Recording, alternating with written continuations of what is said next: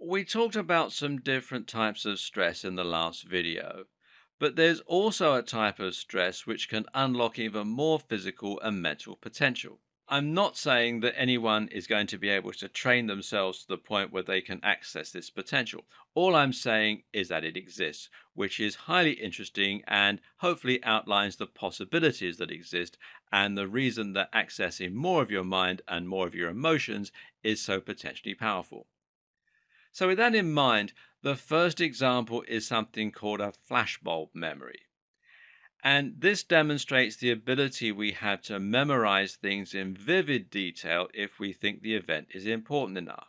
Now, think back to where you were at the time you first heard of the 9/11 attacks, or perhaps where you were when you first heard about Michael Jackson.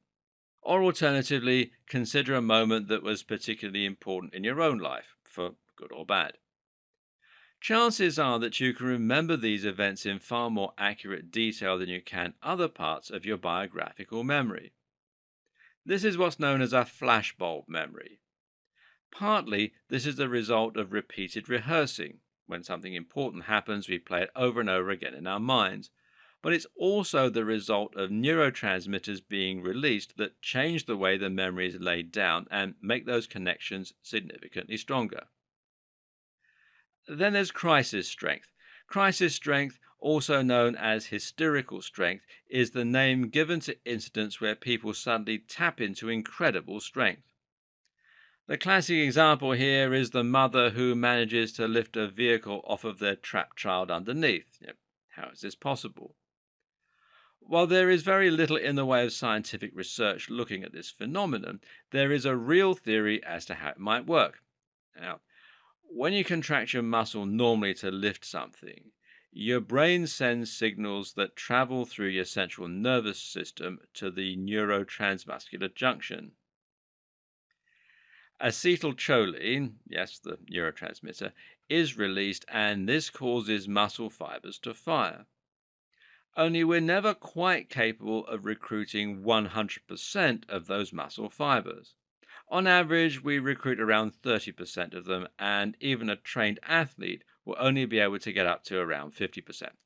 This is thought to be an evolutionary limitation, the idea being that recruiting 100% of our muscle would leave us completely exhausted and vulnerable to attack.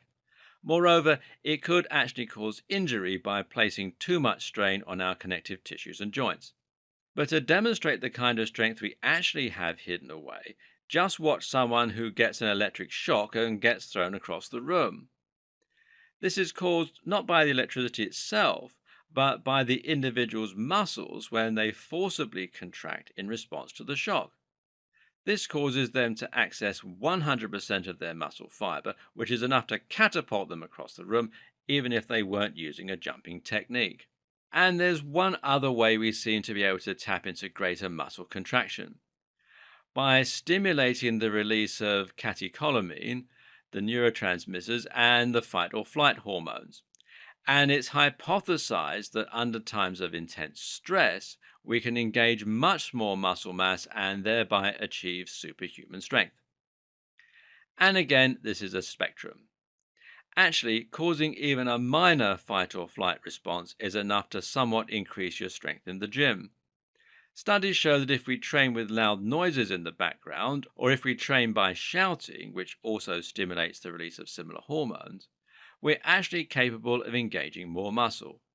So, psyching yourself up before a workout might just be one of the very best ways to improve your performance in the gym. Controlling, not suppressing stress might be the secret to unlocking your full potential.